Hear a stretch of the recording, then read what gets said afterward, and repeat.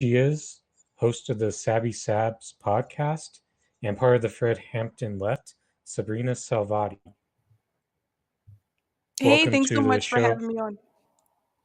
Yes, I'm glad that you're here. And let me put the tweet out promoting that you're officially on. Then we'll get into what we get into our discussion for the remainder of the time that you have left. Great.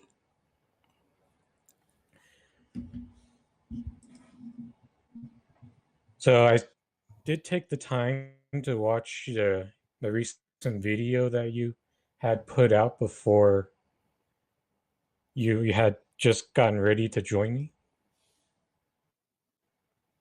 Yeah.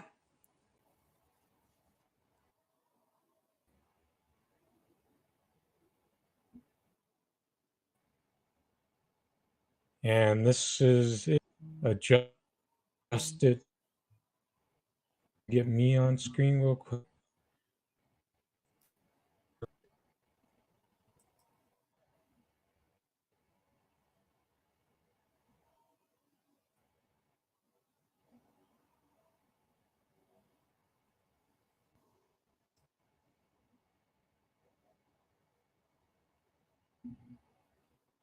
The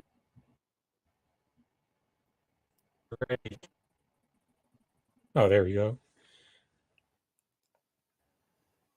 So one of the things you talked about in your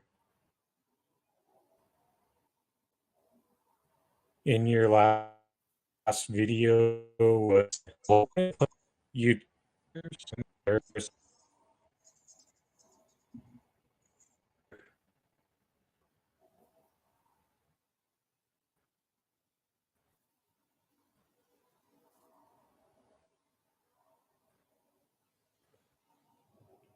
Oh, I think you froze.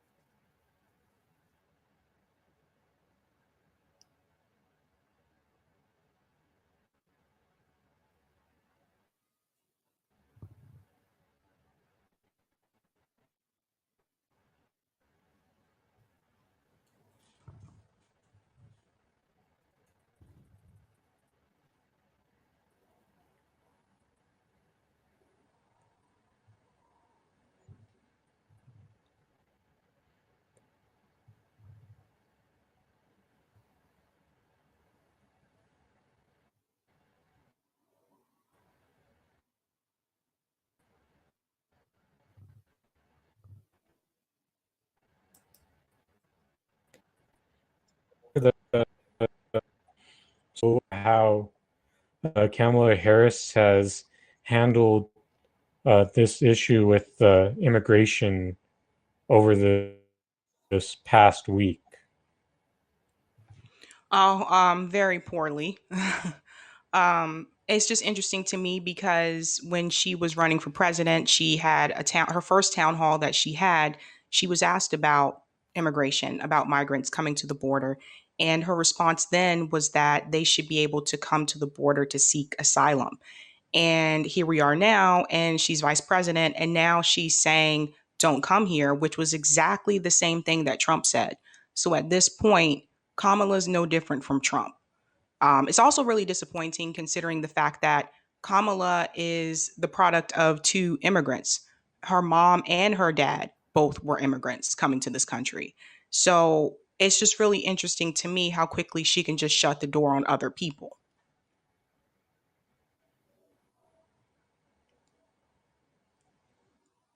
Yes, it is that this is how much she has changed from the Trump presidency when she was uh, seemed to be very outraged about what was going on, but now with Biden in charge, with things in certain ways have gotten worse, handling the border and immigration. That now that she has flipped her stance and sounds no different from the Donald Trump's. But I noticed in past interviews that you talked a lot, talked a bit about the places you've traveled. And what are some of those places you've traveled to, especially other countries, and how's that shaped your perspective on immigration? Yeah, so my parents were in the military, so I lived in Germany for 6 years growing up.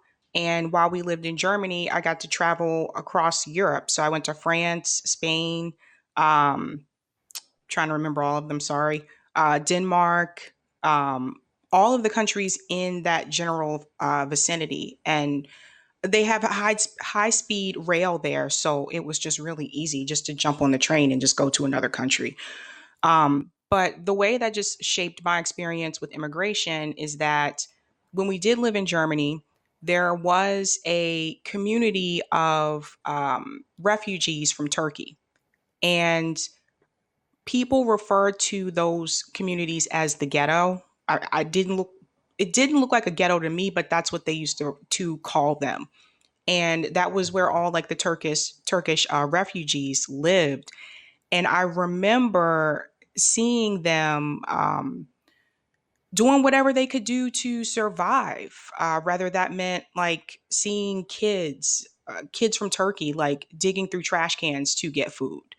I remember seeing them, um, just having like their clothes and everything, like doing their laundry outside because they didn't have like washer and dryer like in their apartments and stuff like that. So like that was out in the open.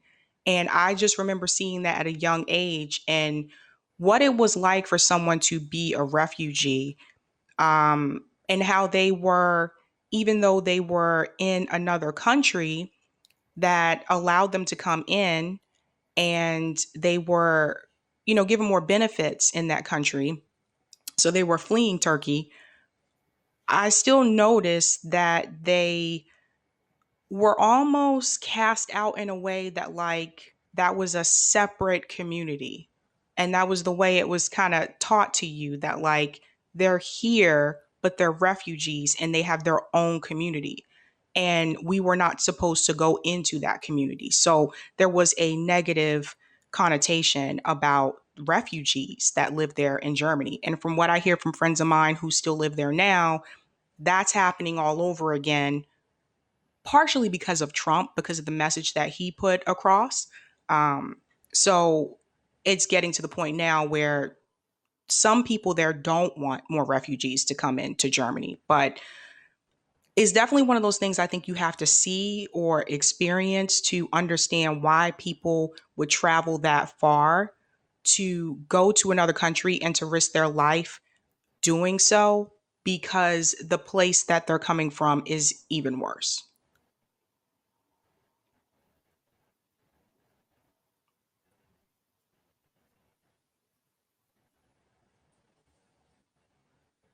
That's great sense. But next, I wanted to post Twitter on MS.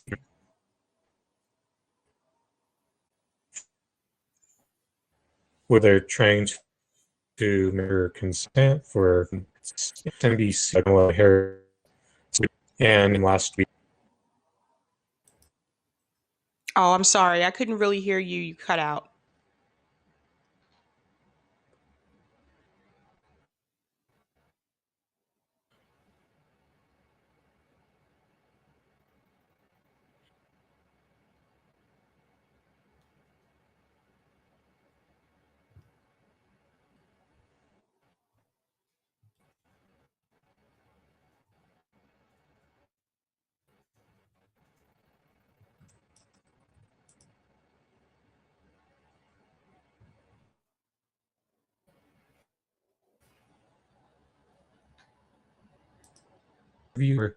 Your initial thoughts on this first part that we've been able to see? Um, so I actually couldn't see it. I think the screen is frozen. Yes, I know that it was a bit of an issue.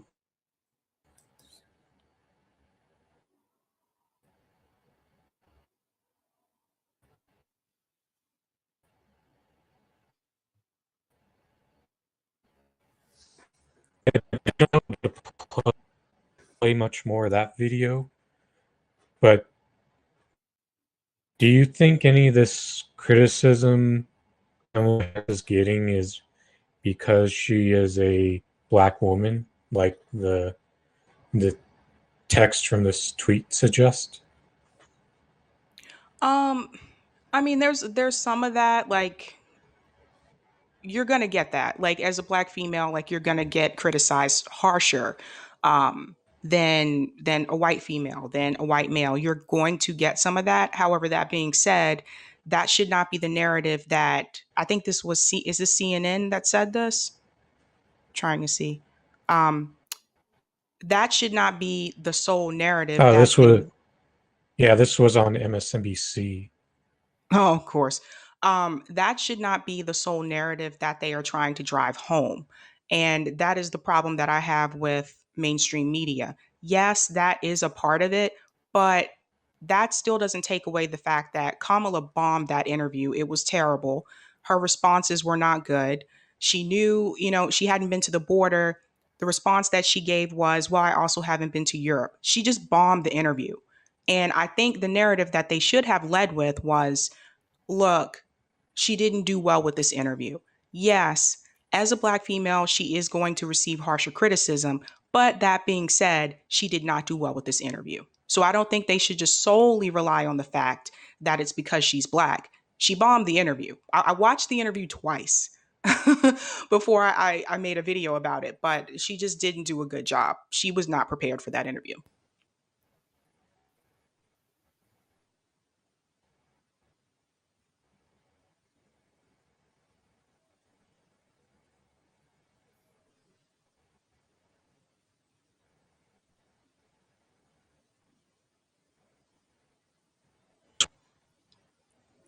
Connection issues on my. Before we move to another topic, I wanted to also say the first part of that last YouTube video that you put out discussed the N-word issue that you had with Kyle Kulinski. And I was also disappointed with the indifference that he had towards the issue, mainly because the basis of it being a private conversation that shouldn't have been made public. But the point is, that thing is public now.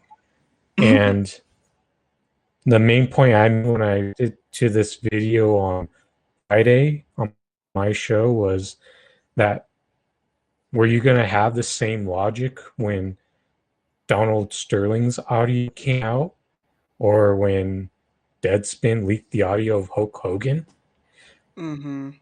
Mm-hmm. Yeah, so here's my take on that. Yes, it was a private conversation. I get that. But at the same time, it was already made public. So if he had an issue with the fact that it was a private conversation and it should not have been made public, then why was he doing a video about it? I'm sorry. It's just it's just one of those things. It's like if you don't feel it should be discussed and that should be private, then why are you doing a video about it? You're just spreading the message even further. So that's number one. And number two, I got to take the source here and who this is coming from. This is coming from someone who spent years on Twitter using the N word theirself. And even after they were told by people, by Black people, to stop doing it, they still continued to do it. So when he said in that video that he was probably the last person that should be talking about that subject, he should have just shut up. He was absolutely right. At that point, he was the last person that should be talking about that subject, but he continued to talk about it and just dug himself in a further hole. And it's just ridiculous. Like, if you don't want your past to be brought back up, if you don't want people to keep bringing this issue back up, then why are you bringing it back up? Do you know what I mean? So my whole thing is like, yeah, a lot of people talked about that Hunter Biden issue. I think the difference is he could have still talked about the issue and he could have left all that other stuff out. Now, it's his show. He can do whatever he wants to do with his show.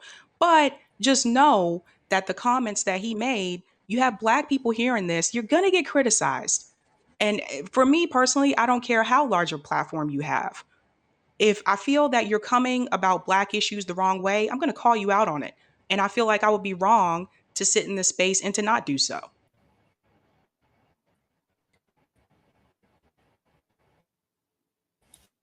Yes, I agree wholeheartedly.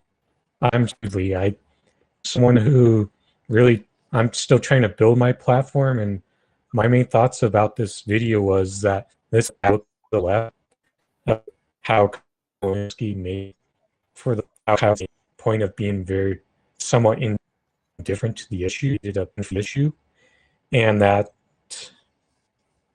it's some, and I don't get why, for one, that he has a soft spot for people bashing these other streamers that are in disagreement strategy wise, while it is kind of frustrating to see people who agree more with the strategy of the act left have a soft spot for like vouch when it's to.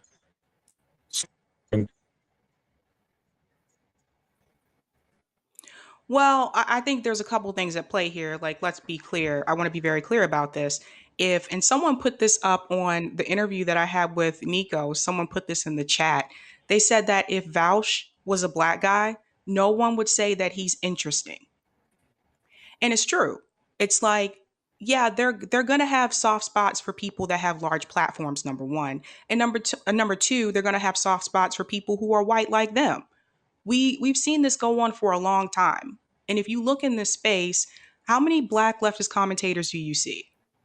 And let's take me out. Like, before me and before Fred Hampton leftist, how many did you see? And how many Black women did you see?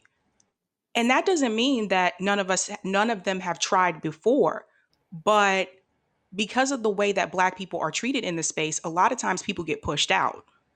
So my advice to people, to other Black people, if you want to come in and do this, you really need to have a unit. And that's the good thing about FHL. It's a group, it's a unit, it's a coalition.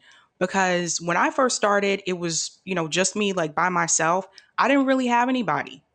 And I was out there fighting by myself. And things are different now. But I can definitely tell you, like, that is the big difference. That's why people like Vaush can have that platform that they have, because in this space in particular, people have become used to listening to white guys who talk fast. And that's what it's been for a long time. You don't see many women either. So it just is what it is. I tell people this: if you look around and you see like all the women commentators that do this, notice they are usually paired with a guy. So when Crystal Ball was on Rising, she was paired with Sager. Brianna Joy Gray for a Bad Faith podcast, she's paired with Virgil. You rarely see a woman by themselves, and there's a reason for that.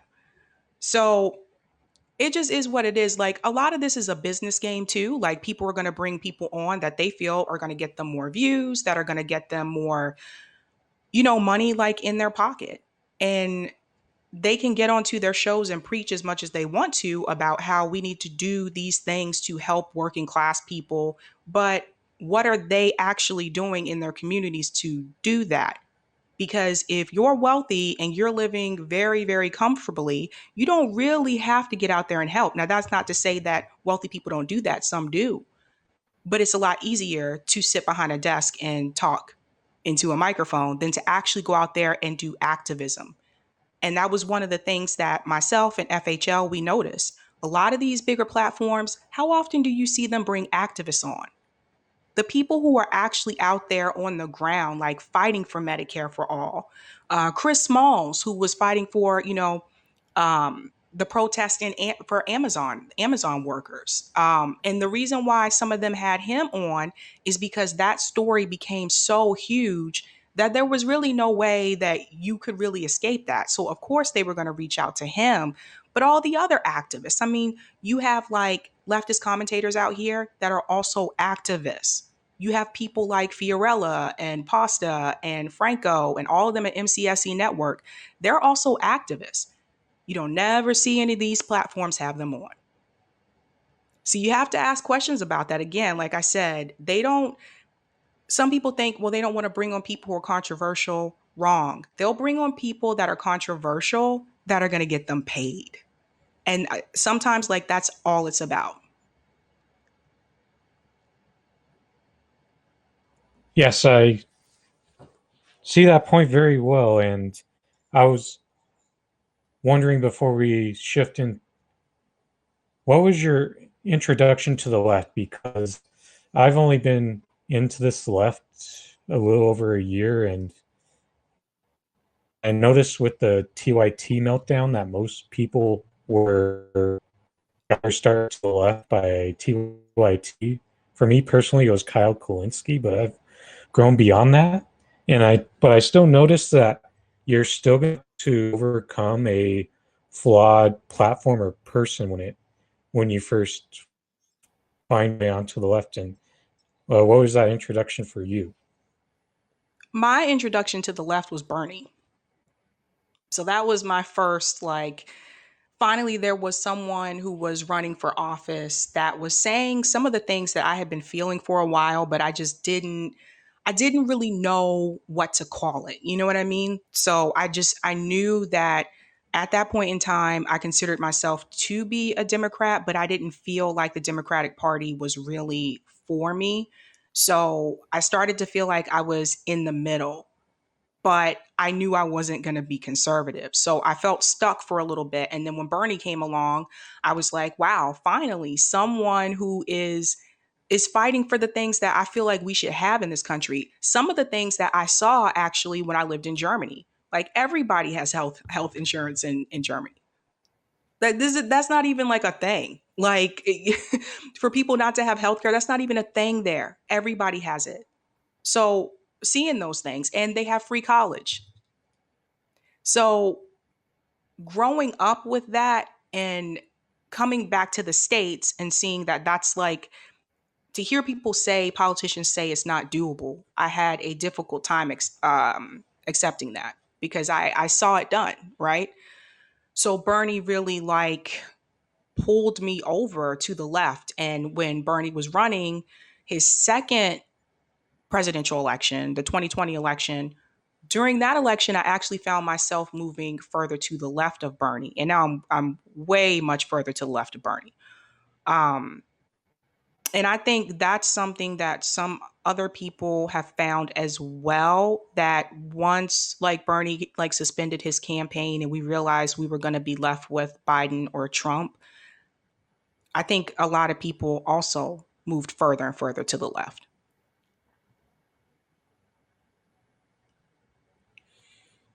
And it doesn't look like it's going to get much better next, if probably worse next election. But I wanted to your thoughts on Friday. Florida banned teaching critical race theory in schools, and I noticed that you work in the education system. And how did you feel about this decision that came down on Friday? So I'm glad you brought that up. We're actually going to be talking about that this Saturday evening on FHL as a part of our Juneteenth special. Um, it did not surprise me because a couple of years ago, I have friends that are teachers. A couple of years ago, I have a friend that was teaching in Texas, and Texas had already the well, I should say her district, sorry.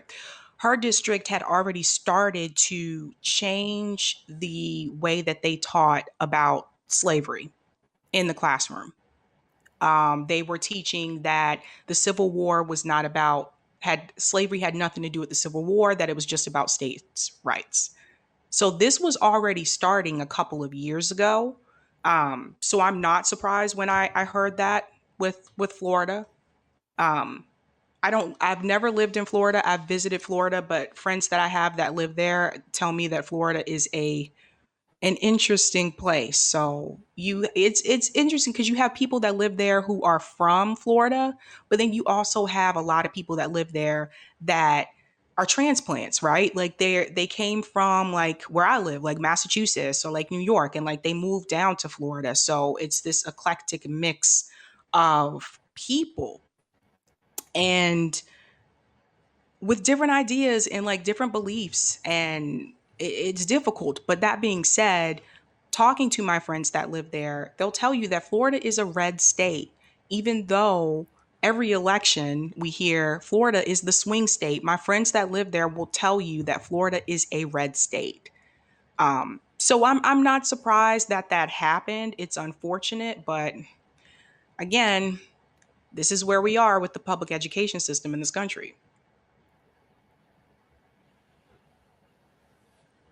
Yes, and I think that conservatives often complain about a liberalized education system, but once you get out of schooling, you come to realize that there isn't much of a difference between a liberal and a conservative education system because there's just so much that you haven't learned with the way a lot of history gets sanitized, and you don't get to find that out until you aren't in school, really.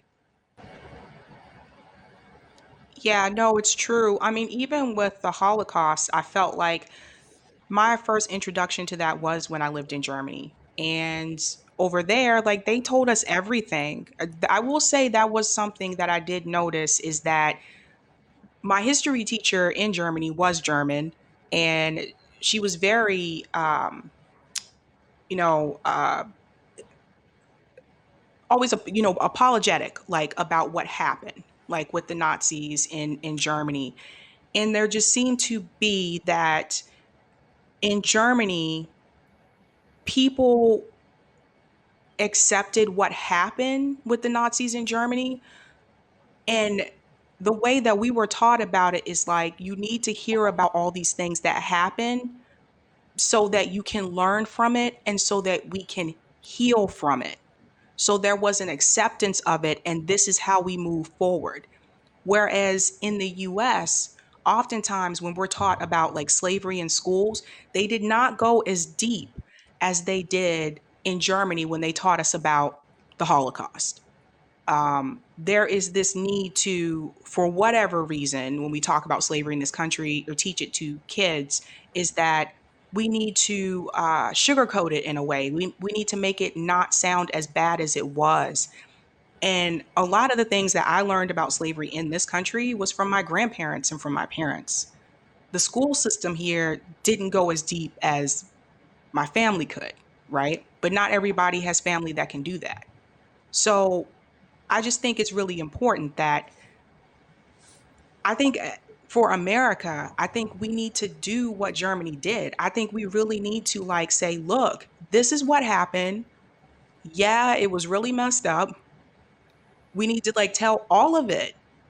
And then we need to accept it, learn from it, and heal from it. But until they tell people the whole story, that's not going to happen. Yes, I agree. And there's just so many other issues that we aren't in agreement on, even just domestically in this country. Then we aren't going to make real progress until we start to get everyone on the same page Mhm. on these issues. Mineral Man in the chat says modern slavery is believing in the future of the U.S.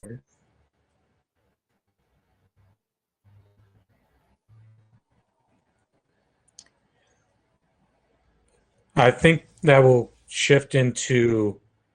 Did you see those comments that Bernie Sanders made about the Biden campaign, making him feel very welcome and wanted his support and felt tolerated by him? And how?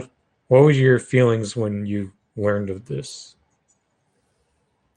I mean, that didn't surprise me either because, like, when Bernie was running for president on the debate stage, when he said, Joe is a good friend of mine, like, he really means that.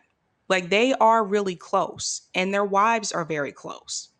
Um, so it just kind of, during the debates, like Bernie said, listen, I'll support and back whoever wins the nomination if it's not me.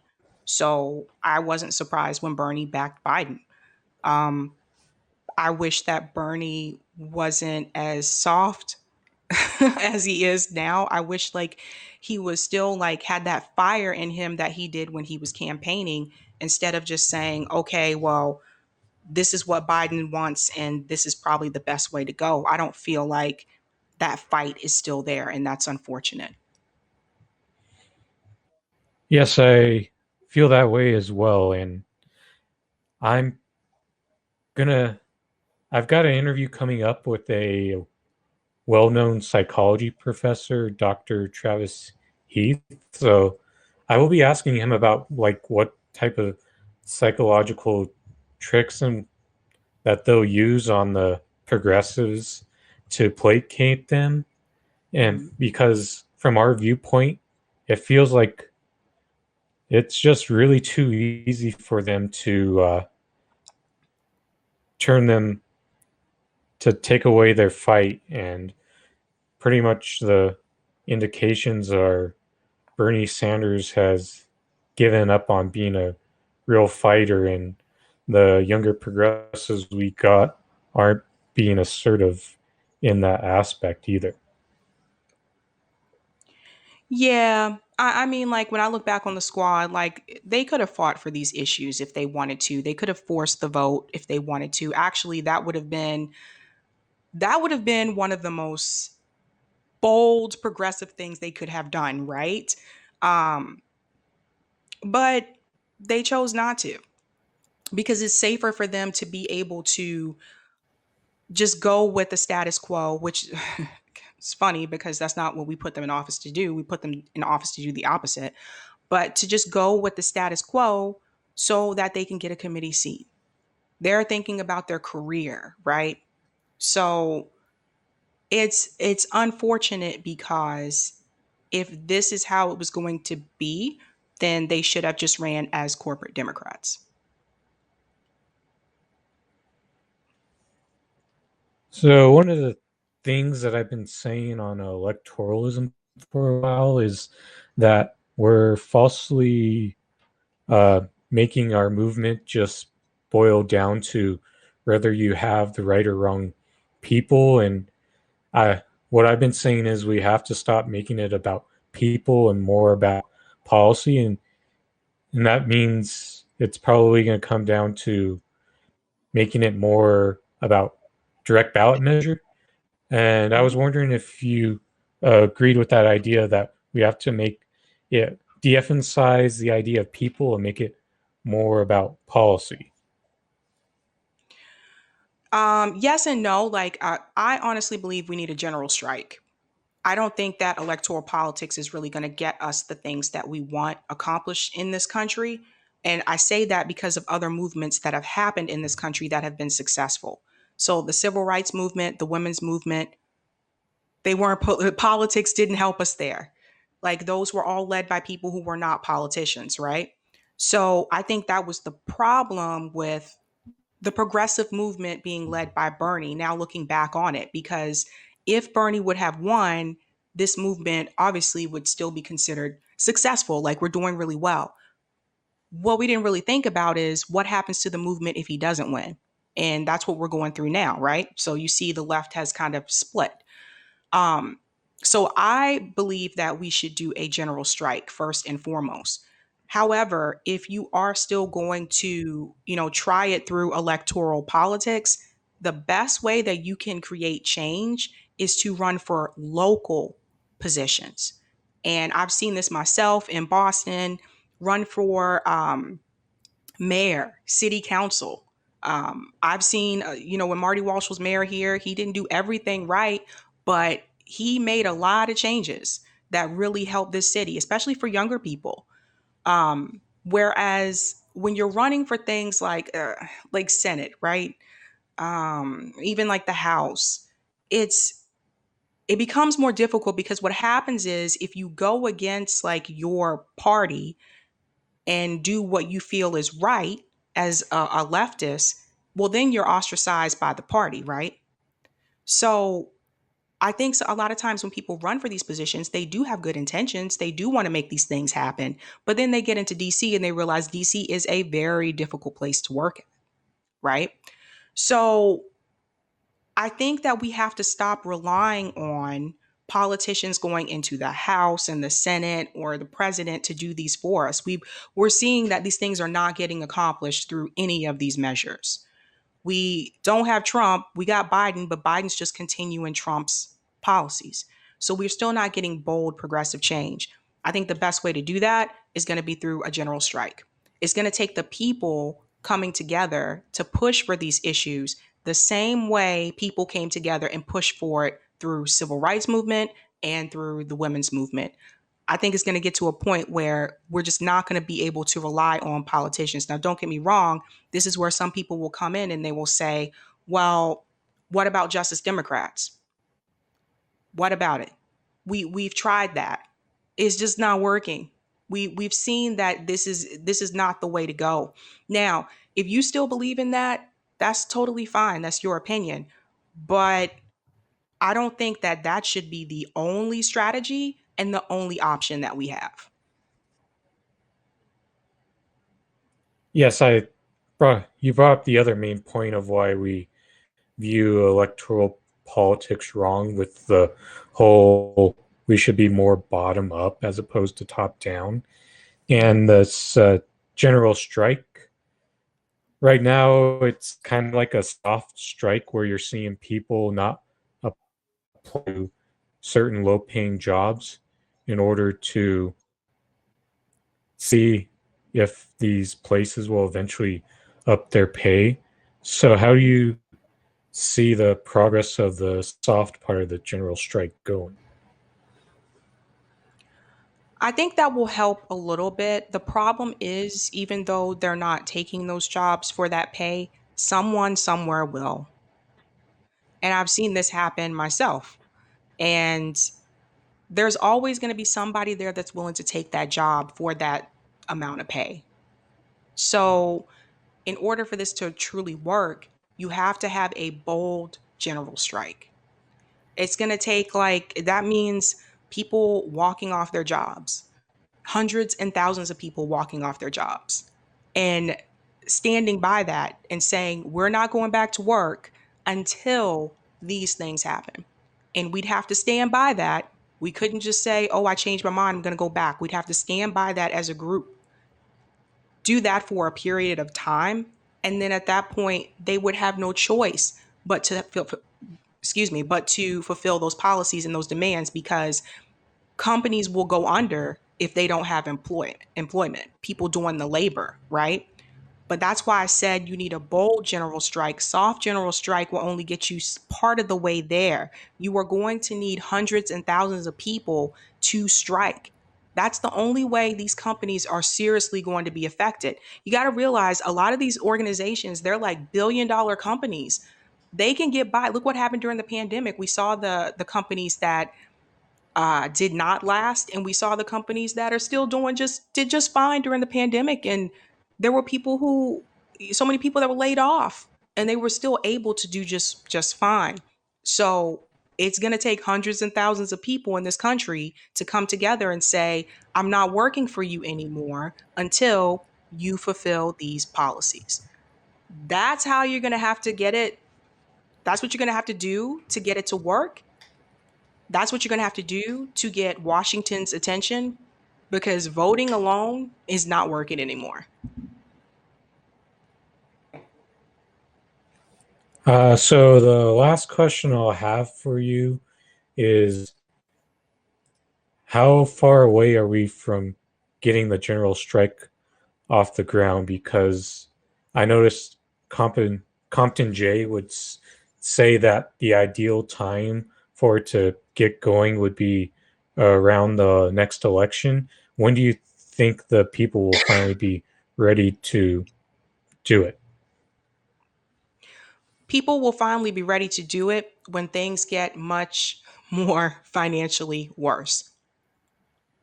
If people think that what we saw during COVID, that was bad, that's nothing. The economy is going to get more is going to get even more worse. We already see it right now with the housing market. It's going to take it's going to take things becoming more worse for people, for everybody to say, or majority of people to say, that's it, let's do the general strike. Because the thing is now, a lot of people have started to go back to work, physically back into the office, business as usual. They feel comfortable. A lot of the people that I talk to, they'll tell you that they feel fine in Biden's America. That's because their pocket isn't affected.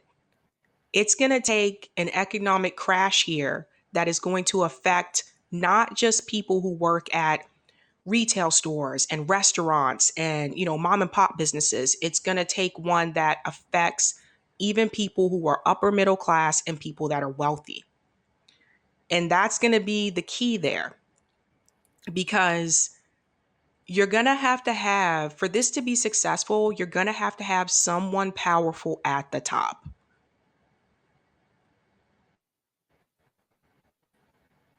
All right, that was great having you on for this.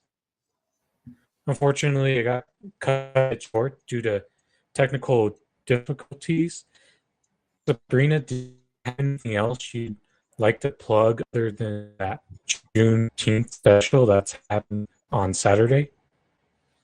Absolutely. So this Saturday at 7 p.m., catch me on Fred Hampton Leftist. We are doing a Juneteenth special. We're going to talk about this critical race theory um, that you just brought up, and other things about African American history. And there'll be some humor in there as well, because we tend to add some humor into our shows as well. So definitely join us for that.